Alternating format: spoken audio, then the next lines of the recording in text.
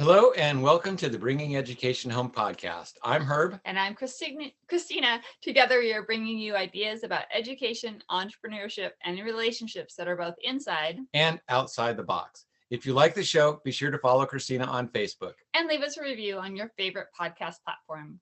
Today, I have the pleasure of introducing Jules Xenakis. Did I say that right? Yes, you did. Good job. Excellent. But before I do, I would like to read her bio. It's actually written in the at the start of our show, but it was so well written that I actually wanted to say it out loud because it's very nice. So Jules Xenakis is the Director of Strategic Partnerships and a Transformational Recovery Coach for the coaching company Being True to You. She works primarily with teenagers and young adults who have previously been diagnosed with things such as depression, anxiety, PTSD, eating disorders, self-harm, suicidal ideation, and substance use. All of these were components of her own life's journey, and she draws on her own experiences as a valuable asset in coaching others on their transformation and healing path. In her work as a coach, it is her mission to help teenagers and young adults recognize and cultivate out of their addictive attachments, keeping them tethered to suffering, keeping them tethered to suffering in this human experience. Jules holds the belief that our suffering can teach us valuable lessons about things that truly matter in life. It can show us the path to connecting with our authentic selves and help us overcome the obstacles necessary to achieve peace, joy, and true presence each day. Jules helps her clients connect with their true identity, stripped of outside influences, and establish their moral and ethical compass in life to help them navigate hardships, transform suffering, and cultivate their path of their highest self. And that is just beautifully written. And now I would like to introduce her. So I first met Jules about a year ago when I became a client at Being True to You, and then later became a coach. So I have issues with dealing with real life stuff. So when I finally got a hold of her, it's like, oh, can you please talk to my wife? And I would just hand Christina the phone. And then after they did all of the technical stuff, I would get back on and we would chat. And she was just so lovingly heart-centered every time we talked. She was just so joyful and genuine. It was such a pleasure to deal with her, and in such a beautiful way, in a way that we're just not really used to all that much anymore. And most of the people at Being True to You came across that way, which is why I went from a client to becoming a coach for them. And a lot of that really was due to this amazing young lady here, Jules. And so, Jules, I would like to welcome you to our podcast, and I'm going to hand it off to Christina now to continue on. Well, thank you again for joining us. As we get started, we just want to hear a little bit more of your own, a little bit of background and experience and why this work is so important to you. It's, part of it was in the bio, but give us just a little bit more, please. Yeah, absolutely. Well, thank you guys so much for having me on today. I really appreciate it. And yeah, all of my conversations with you have been so enjoyable. And Herb, I remember I close my eyes and I picture myself walking around on the phone in my first conversation with you. And, from that first conversation, it's been really engaging and wonderful and so nice to see your transformation over this past year as well. And now Christina getting the opportunity to know you as well. It's really been a joy. So thank you guys. I'm really excited to be here today. And I would say, I speak about it in my bio, but definitely one of the biggest joys that I have and one of my biggest tools in working as a coach now is my own experience and the things that I've been through in my younger years. So my journey really started, it goes back to when I was about 8 years old. I remember first not liking myself. I don't like using the word hate because it's a really strong word, but I really, everything about my being, for whatever reason, I don't know what it was, but I didn't feel comfortable in my own skin. I didn't like my smile, which is ironic because now everyone tells me how beautiful my smile is. And my teeth and my laughter. It's funny, all these things that now have become things that I really love about myself. I didn't like them. And so that started a journey of, cultivating these inner demons, that as I got older really started to grow. And I remember when I was 14, I was driving to school actually with my mom, and we were in the car, and I was like, gosh, mom, it's just really stinks that we all go through life and, we just like kind of hate ourselves, and it's really difficult, and you just wait until you're old to die, and like, why can't I just do this sooner? And my mom, I just remember her face looking at me like, what are you talking about? She was like, well, I like my life. I like myself. I enjoy my family and my kids, and that was a real turning point for me in opening up my eyes to seeing like, oh, the way that I experience life is really different from the way that other people experience life, and I should probably talk to someone about this.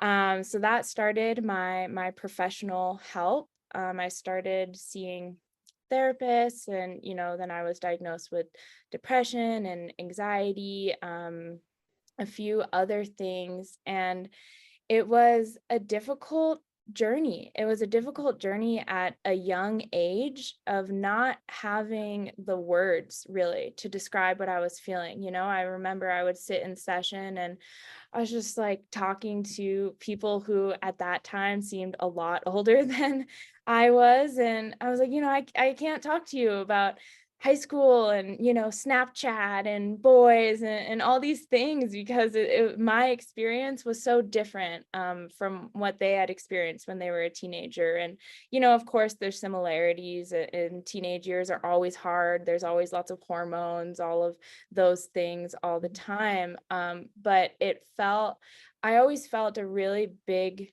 disconnect with my treatment team through no fault of their own. It was just having such a big age difference was really hard. So I feel like a lot of that work was, I would come into the session, and I've always been pretty smart for my age too. So I would sit in the session, and I would just kind of talk like the whole time, and I would figure out what the problems were. And then I would say like, well, this is what I have to do about it. And, I would like be problem solving myself within the session. And Herb, based on what we were just talking about a few minutes ago, I think you might be able to relate to that. Just a little bit, yeah. Totally. So yeah, I mean, through that, I feel, it was frustrating and difficult at the time. But now it's really rewarded me in a lot of ways, because I was really in the trenches and helped myself out of a lot of the difficulties that I was dealing with. I really didn't have a lot of people who I felt like could really understand what I was dealing with. And so, yeah, I could speak more about the details of it, but that's kind of an overview of, kind of where I was, and then kind of how I came out of it a little bit. Very general overview. I love it. Thank you for sharing that, because that really gives us a perspective on where you're coming from, because now you are actually a teen coach. You actually work with teenagers to help them get through some of the stuff that you were going through, correct? Yes, correct. And it's extremely rewarding, and it's like it's come full circle in a really beautiful way. So I am able to, not only help the clients that I work with, but I get to be that person that I really wanted in my life, and I didn't have. I'm 24 now, so I'm still young enough. I remember being in high school, and I remember, how heavy everything felt really all the time, and how quickly things changed too. I remember I would be sitting in my therapist's office, and we would talk about something one week, and then the next week, like, that wasn't even my biggest issue anymore. I'd gone through 10 issues by the time I saw her next. So, I like to make myself really available to my clients. I always tell them, hey, text me, call me in between session if you need me. I'm here. And most of them do. They really take advantage of that. And to me, that's like a huge badge of honor when they do that, because it's like, wow, they actually trust me. They actually enjoy working with me. And it can just be, a 5-minute conversation. And to them, it really helps them. They're like, wow, I feel so much better. I feel so much more capable of facing this issue now. And all they needed was a few minutes to really talk to someone who's not in the thick of their lives every day, and that they feel comfortable and trusting with, and who can say, yeah, I know, I totally understand where you're coming from and how that feels. And hey, let's problem solve this together. And like, I'm here for you. That's really a huge thing that I reinforce all the time with my clients, is like, I'm here for you. And I do care about you, because I do. Every single one of them, I have such a special place in my heart for them. So yeah, it's so rewarding, and it's healing for my own, prior self as well too. It's really beautiful. So That's amazing. you said you started noticing these feeling changes when you were 8 years old, but you didn't say anything until you were 14. So that's 6 years that Mhm. you went through this on your own. Is there a way that you would like to possibly bring this kind of information to an 8-year-old in a school setting, that they might learn some of this vocabulary, learn how to reach out earlier, so that they don't have to go 6 years before they might be able to start finding help? What could have been said or brought to you at an earlier age that might have said, hey, there's something more here? Yeah. Yeah, that's a great question. I think definitely something that I talk with parents a lot about is constantly giving your kids reminders, that you love them and that you're there to support them, and really opening the dialogue. I think a lot of times kids aren't in a position to, like, they aren't really asked, like, hey, how are you feeling today? And I think with young kids, you can even use things like pictographs, like, hey, looking at this chart, like, where would you rate your emotion? And you can use emojis, something that they're familiar with, that's more accessible for them. And then have a conversation about it. And I think really, in general, creating the space for it to be a more open and almost peer-to-peer dialogue between parents and kids, rather than always this hierarchy of, hey, I'm your mom or I'm your dad, and I'm going to say this and you have to do it because I say so, and then not having a larger conversation around that. I think that is a huge thing, letting kids have the opportunity to speak more, and really checking in with them. I think, yeah, a lot of kids don't say things if they don't feel good, because one, I think the space isn't there a lot for them. Two, they don't know how to say these things. So I think, first we can create the space, and then also open the dialogue so that they can share these things. So bringing more of the emotional intelligence aspect of Yeah, learning of into learning. it earlier. Yeah. Yeah. And, because that's something that you don't learn in school either. Not in traditional schools. It's Starting to bring it in a little bit, especially in some of the more home learning environments. But yeah, in the main schools, that is very, very lacking right now. They don't have any idea of it at all. So again, that's part of why we're moving into our education system, and we're going to be bringing that along with some psychology as well into it at an earlier age. With our family coaching program as well. Exactly. I am yeah. so glad you talked also about what the parents can do, because at that young age, lots of times, like you said, the kids don't know the words or don't know how to express it. So making sure that those parents are checking in and saying, Mhm. hey, how are things going?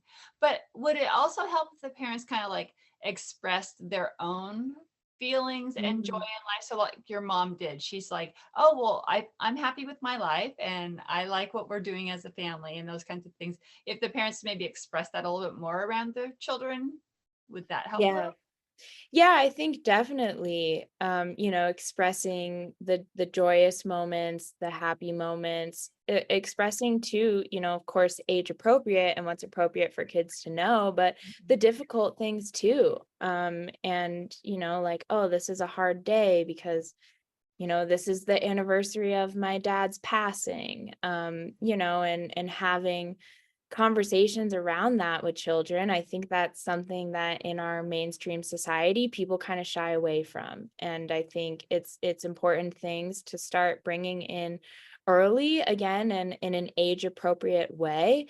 But so that children can start recognizing like, okay, sadness is okay to be there as well, and how can we process it, how can we move through it together as a family, have support around it. And for an example, like someone's passing, it's like, okay, well, let's do something special today, to celebrate their life and remember them. And, three of my grandparents died before I was born. And, I wish we did do a few things. Like I remember on my Nana's birthday, we would go and visit her grave. And, but it wasn't talked about as much as I think I would have liked it to be, and really like, let's tell stories about her. I never met her.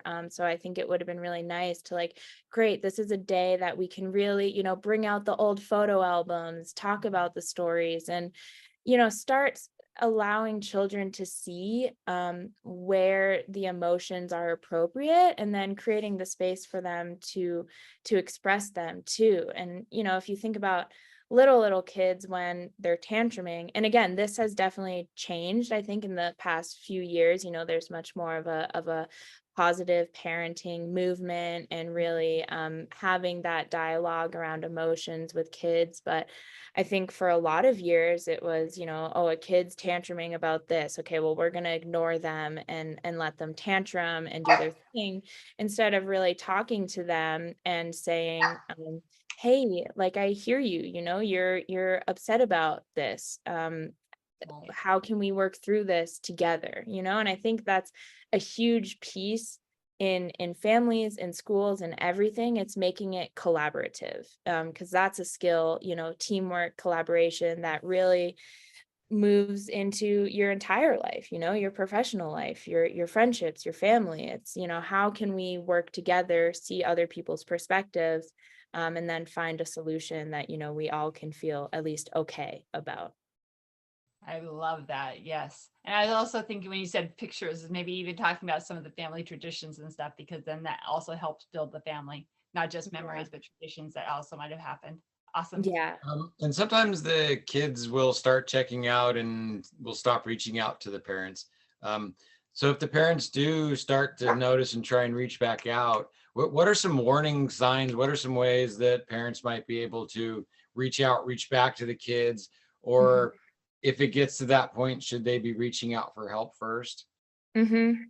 Yeah, great question. I think definitely a huge thing is being attentive. So noticing if kids' behavior is changing, perhaps if they're isolating more, perhaps if they, aren't hanging out with their friends as much as they used to, or don't have the energy or interest in things.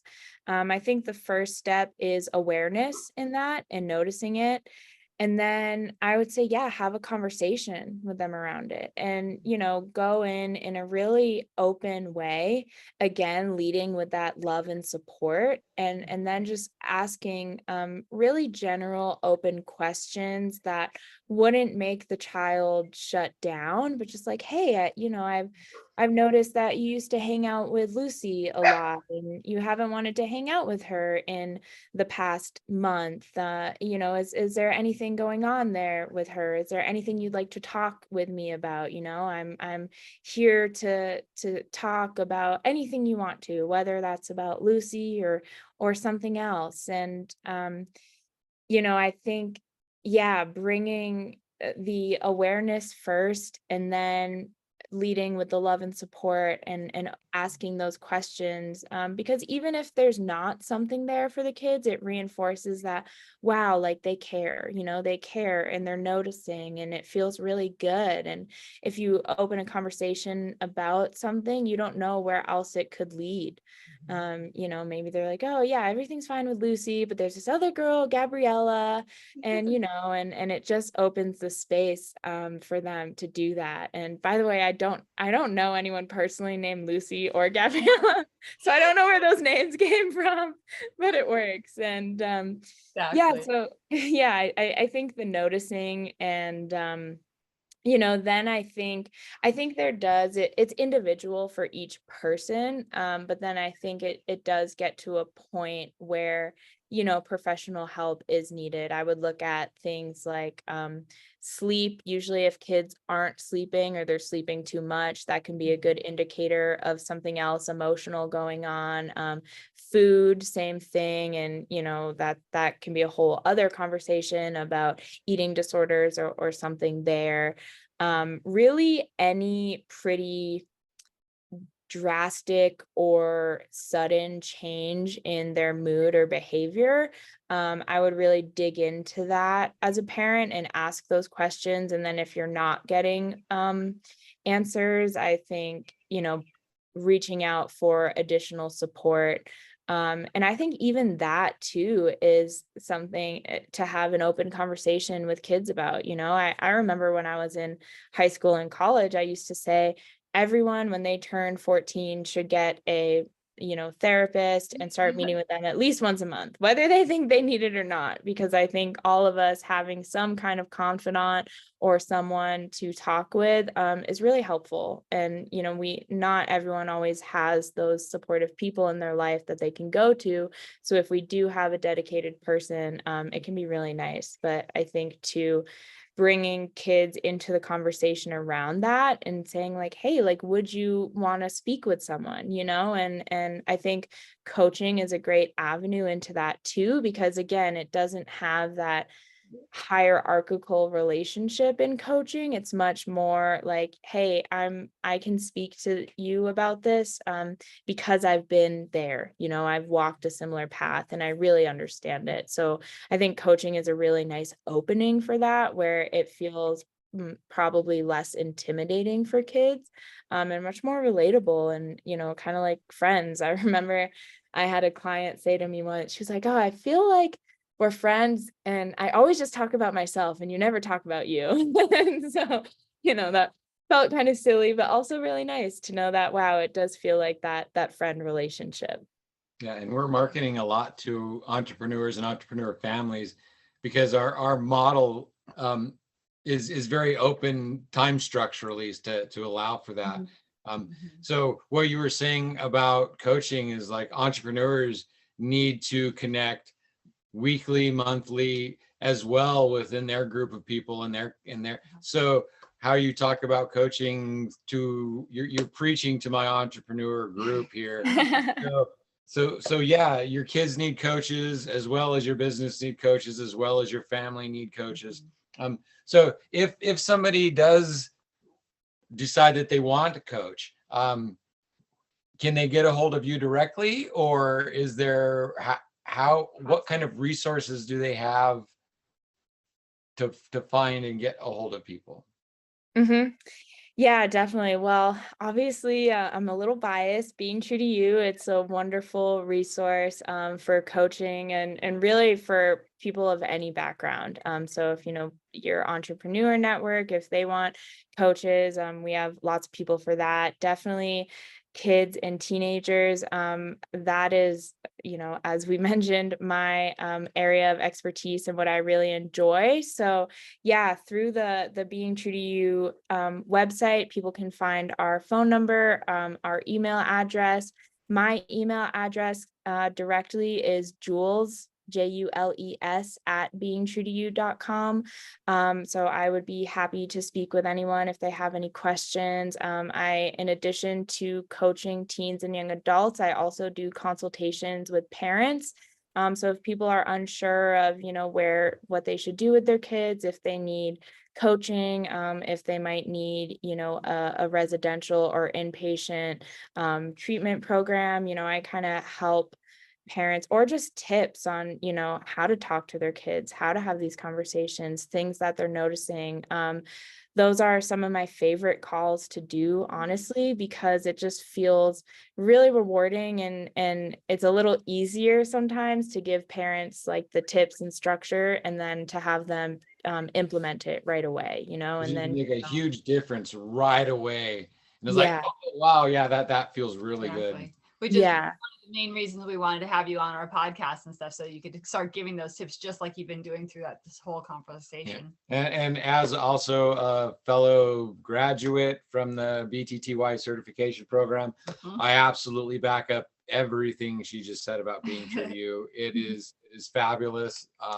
It helped save my life. It laid the foundation so that when my transformative moment came, that I was ready to accept it and move into it and go with my life. So, and I'm still going on with coaching as well as moving into select coaching roles as my own. So yes, being true to you is an absolute amazing, wonderful organization. And I'm going to be talking about it often. So Exactly. And I really adore the association, the grouping as well, because it helped keep him with me, brought him back to me. So and while I was going through the classes, she did listen to a whole lot of the lectures, and she learned a lot. And I can hear differences in how she talks to different people now, just from the information she got a little at a time through the class. So yeah. Yeah, absolutely. That was one of the biggest things I noticed right away as I was going through the training program, was it really helped change the way I showed up in my relationships, my friendships, my coworkers, my family.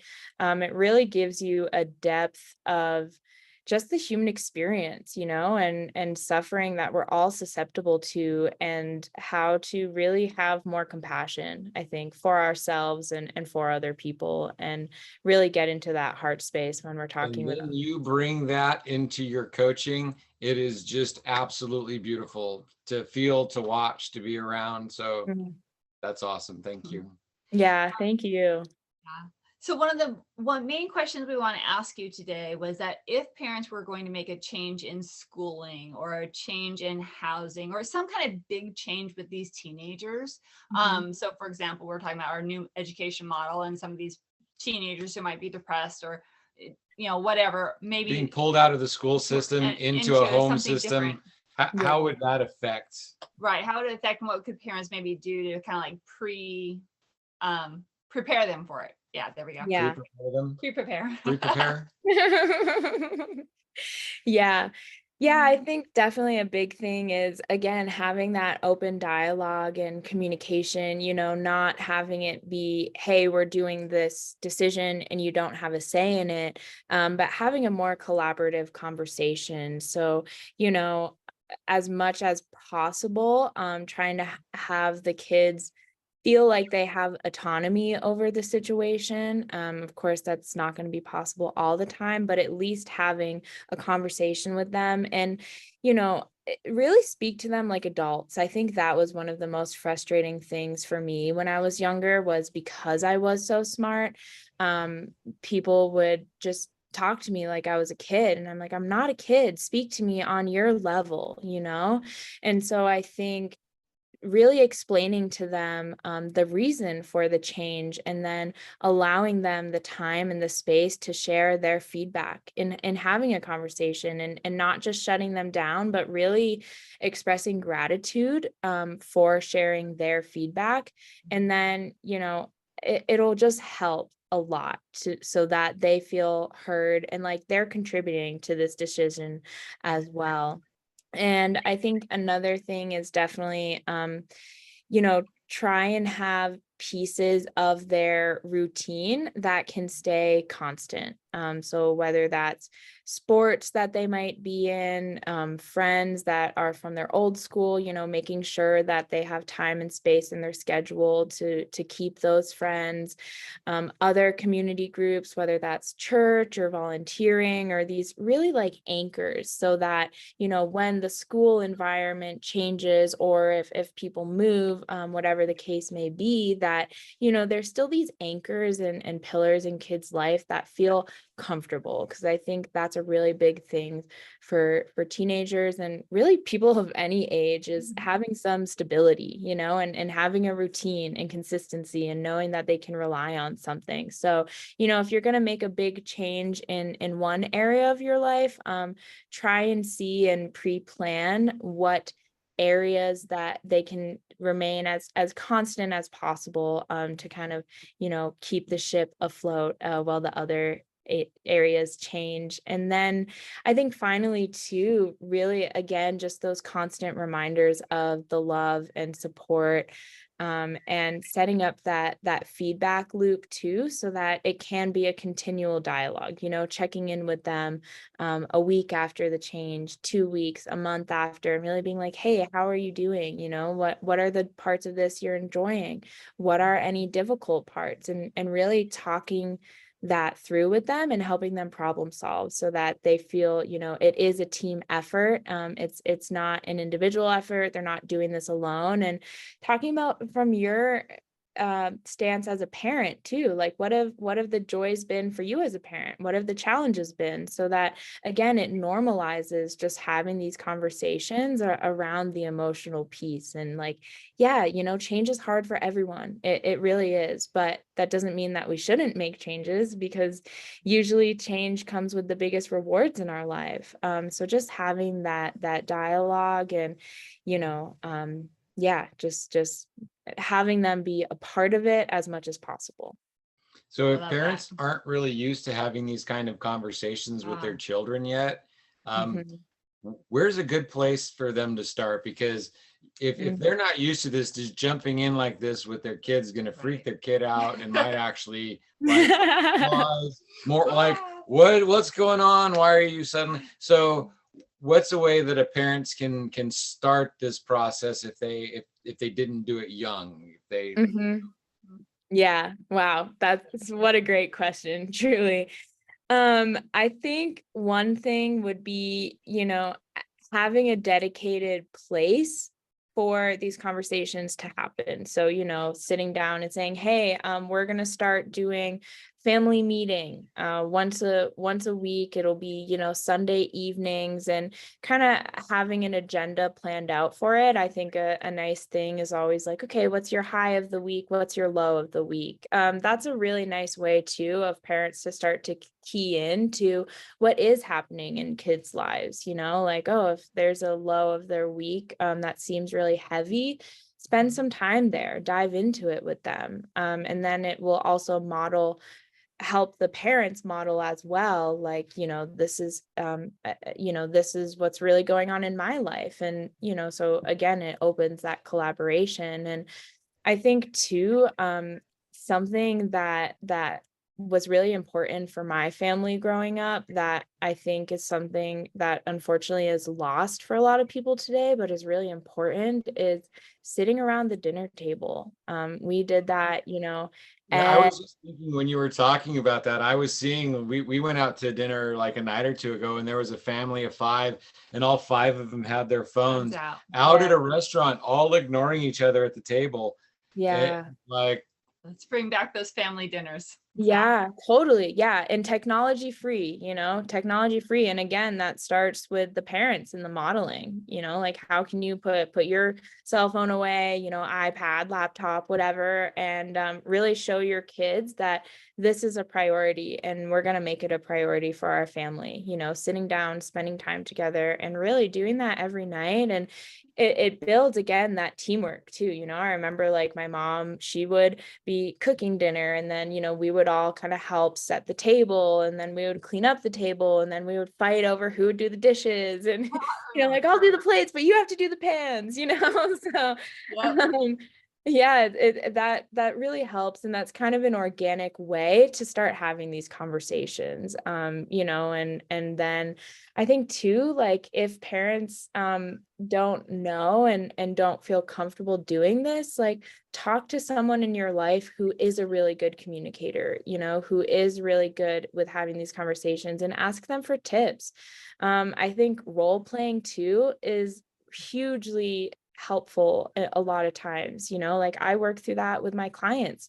They'll have conversations that they want to have with their friends or with their parents. I'm like, hey, let's do it together, so that they get the practice out, they can get their ideas clearly set out, and then they feel confident going into those conversations. So I think even for parents, they can talk with, if it's a couple together, they can talk with their spouse about it, and like, okay, this is what I want to do, does this sound okay? Or talk to a sibling or a friend, and really just get that practice.